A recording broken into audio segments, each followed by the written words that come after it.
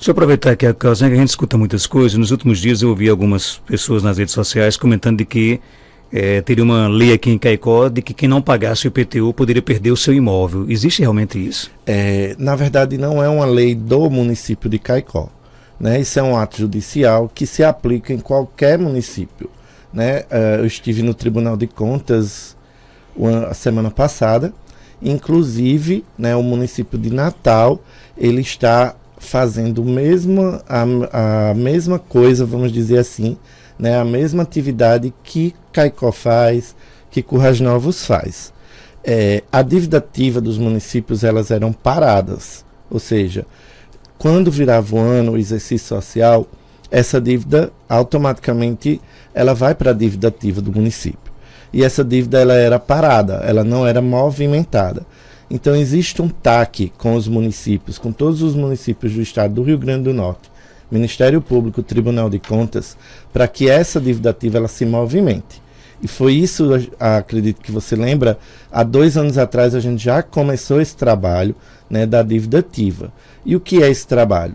É enviar os processos judiciais que estavam em dívida ativa. Ou seja, iniciar uma cobrança, né, pelos maiores devedores. Então, se Marcos Dantas tem 3 residências e Marcos Dantas não pagou nenhum IPTU, se Marcos Dantas deixou ir para a dívida ativa, se o processo foi judicializado, se Marcos Dantas não fez nenhum acordo, né, de forma administrativa, o que é que vai acontecer?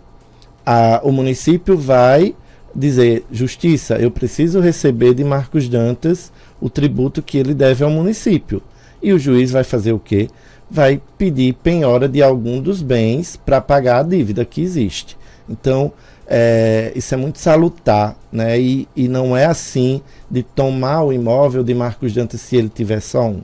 Não é bem assim, né? A justiça é quem decide, né, no âmbito judicial, a forma que vai ser cobrado.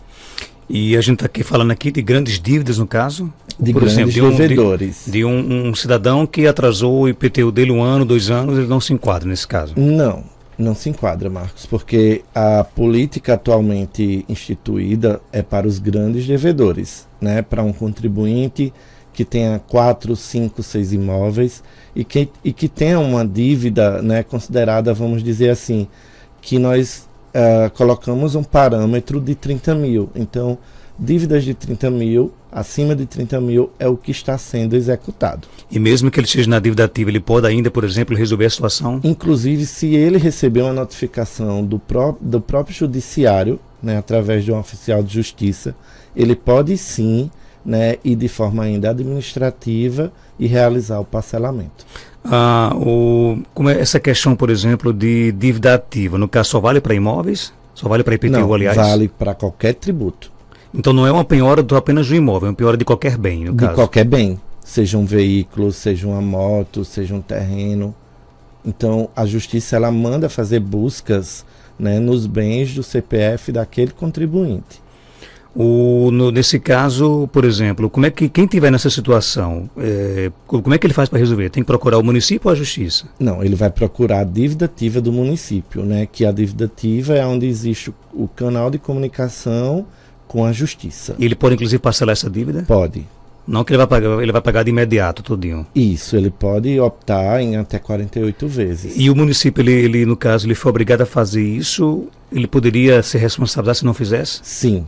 Né, isso está contido dentro da lei de responsabilidade fiscal, e se o gestor não executar, né, não mostrar resultados, né, então ele pode ser penalizado de acordo com a lei da responsabilidade fiscal. Então isso é uma situação que existe uma própria promotora para o caso, né, dentro do Rio Grande do Norte. Inclusive próxima semana tem nova rodada, né, de treinamentos exclusivamente com os auditores fiscais dos municípios para tratar da arrecadação dos municípios do Rio Grande do Norte.